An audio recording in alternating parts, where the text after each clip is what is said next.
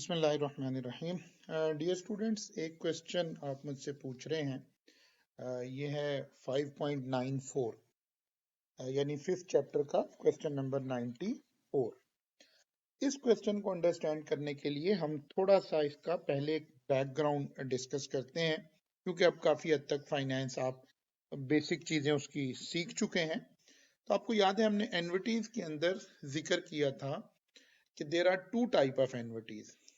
One is simple annuity. अभी तक आपने जितना कुछ पढ़ा हुआ है वो सब कुछ असल में सिंपल एन्युटी थी।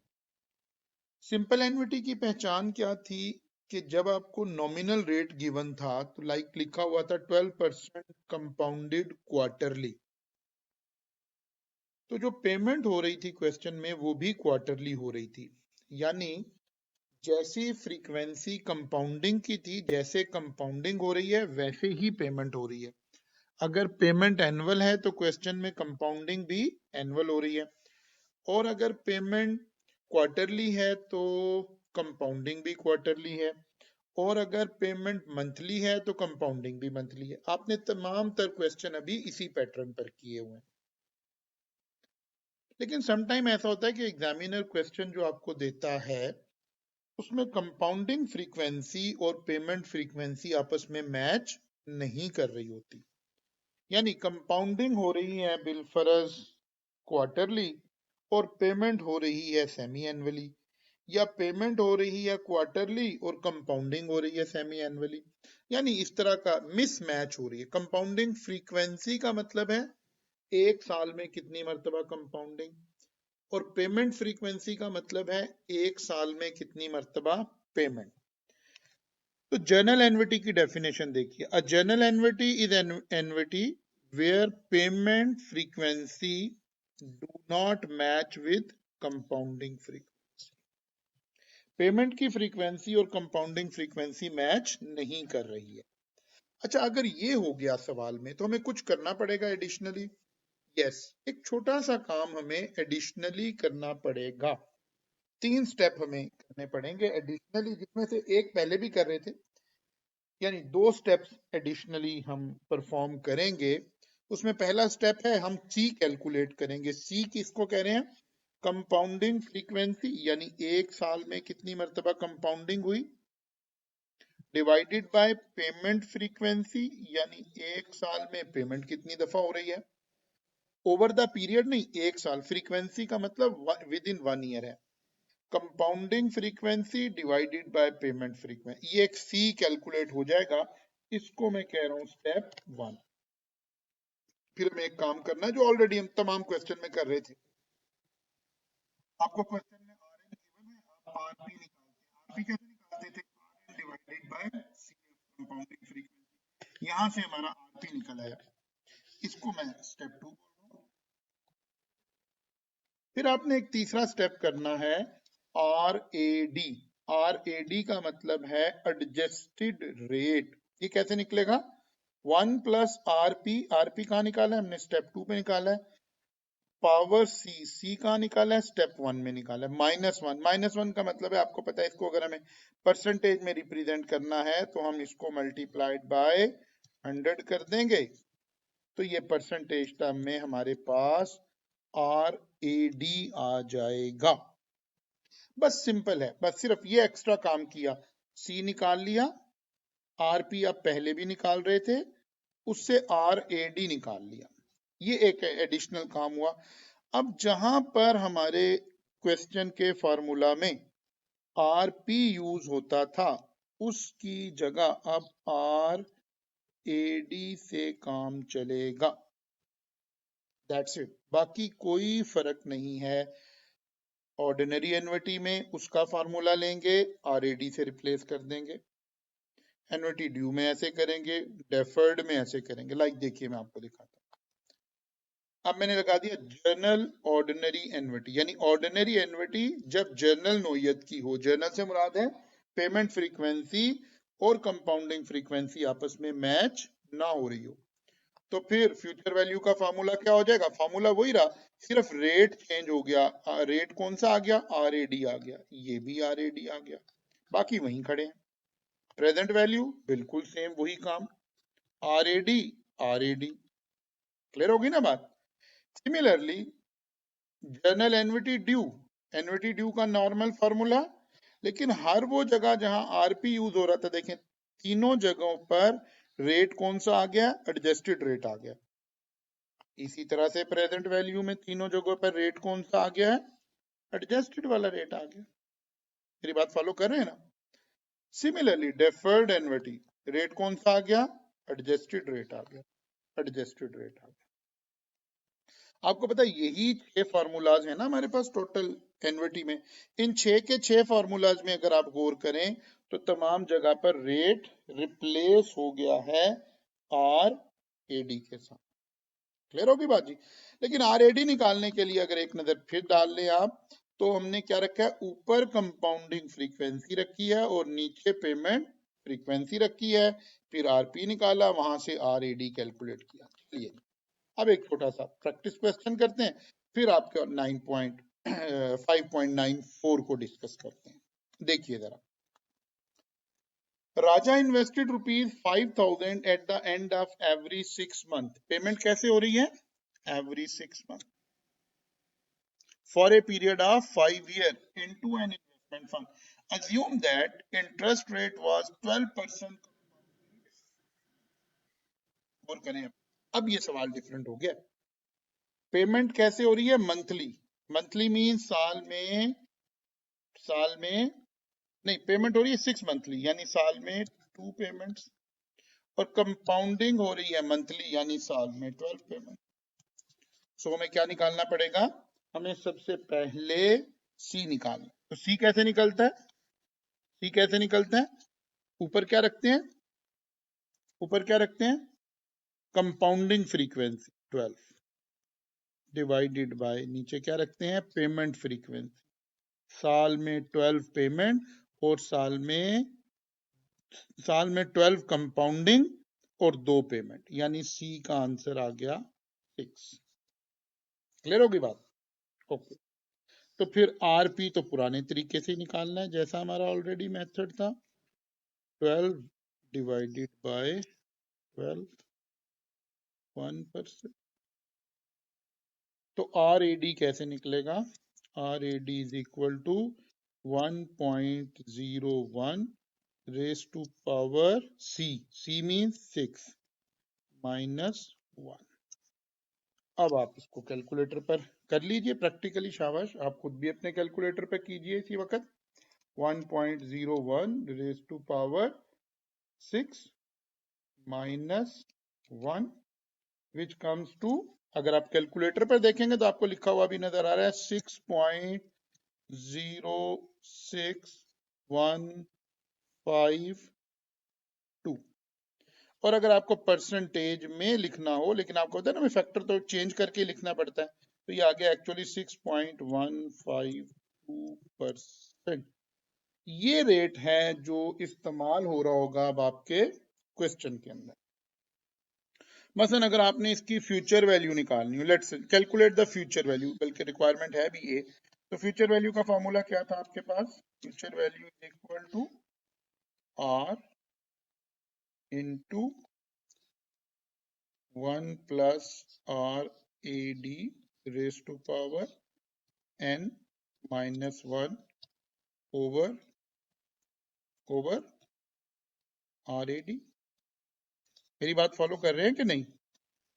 कुछ भी नहीं हुआ, सिर्फ पहले आरपी पुट किया करते थे, ये रेट लगाते थे हम, अब हम ये रेट लगाएंगे, दैट्स इट। इसके अलावा कोई फर्क नहीं है। आर कितना आ गया आपका? 5000 into 1.0615 raise to power n कितनी है? पेमेंट कितनी है?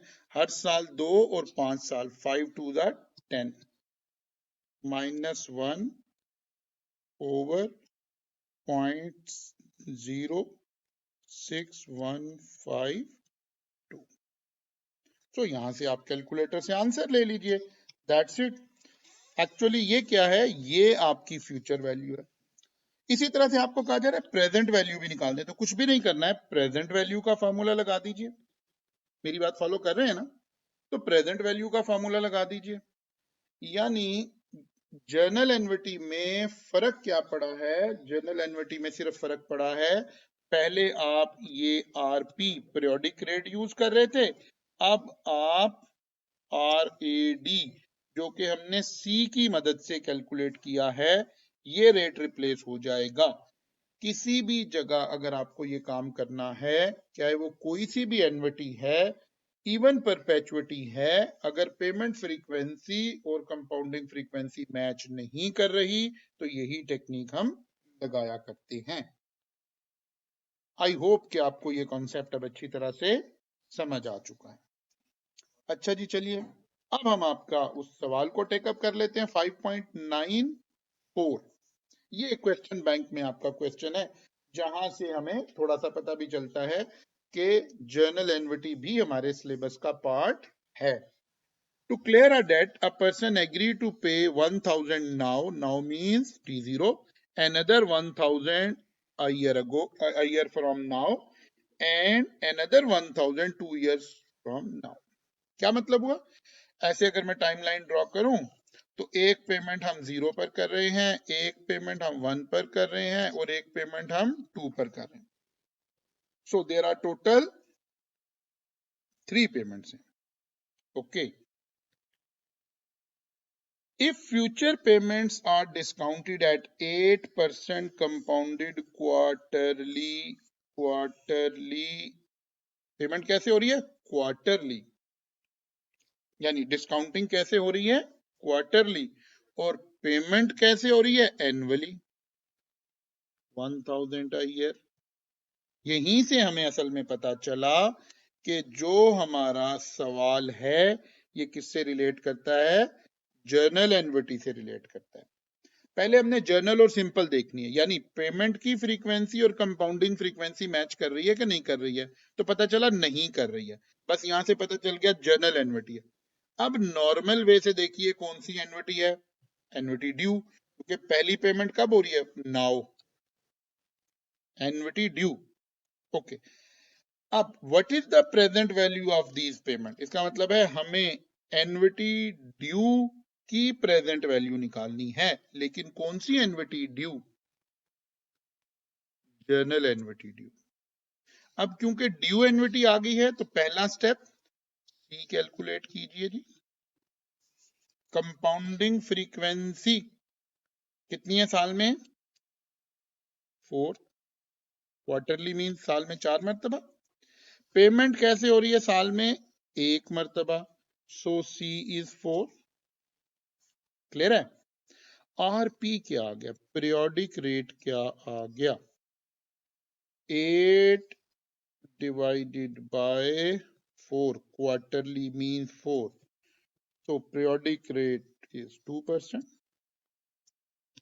RAD क्या आ गया? RAD क्या आ गया? 1 plus RP raised to power C minus 1, so it is 1.02 raised to power 4 minus 1।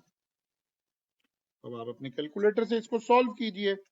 1.02 raised to power 4 minus 1, so it comes to, आपके पास कैलकुलेटर पर जो लिखा नजर आ रहा है, बिफोर मल्टीप्लाइंग 100 it is 0.8243। 100 से मल्टीप्लाई कर देंगे तो परसेंटेज में आ जाएगा, लेकिन आपको पता है हमें आगे से फार्मूला में ही पुट करना है, तो 100 से मल्टीप्लाई करने की जरूरत नहीं है। ओके, निकालना क्या है? Present value. Present value of what? Annuity due, और into 1 minus 1 plus RAD raised to power minus n over RAD into 1 plus RAD। जहां जहां रेट था वो रिप्लेस हो गया। किससे रिप्लेस हो गया? RAD से रिप्लेस हो गया। तवज्जो करनी है आपने। ओके, R कितना है 1000 into 1 minus 1.0823 raise to power -3, 3 payments थी ना, ओवर 0.08243 इंटू 1.08243। क्लियर हो गई बात? निकालिए कैलकुलेटर जनाब। जी, बगैर कैलकुलेटर के आप बैठे क्यों हैं?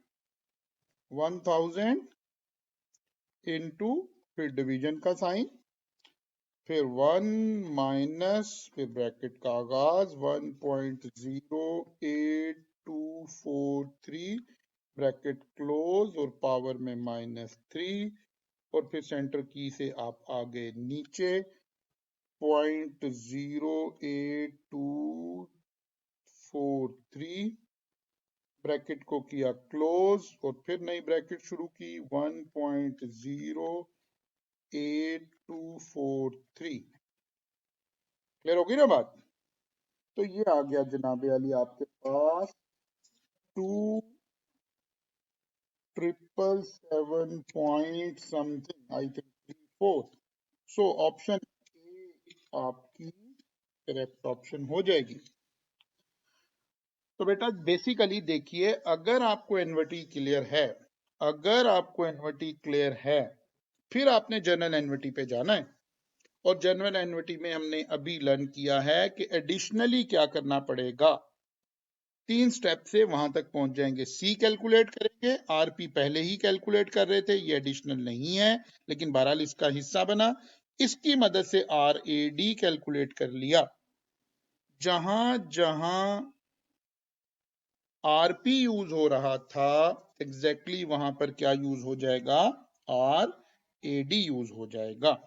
तो इसको अपने कॉन्सेप्ट को स्ट्रॉन्ग करके इसकी प्रैक्टिस कीजिए, और इसी 1-2 सवाल जो मैंने आपको ये करवाए हैं, इन्हीं की मदद से अंडरस्टैंड कर लीजिए। बिकॉज बाकी सब कुछ वैसे ही होना है जैसे ऑर्डिनरी एनवीटी में होता है, एनवीटी ड्यू में होता है, या डेफर्ड एनवीटी में होता है।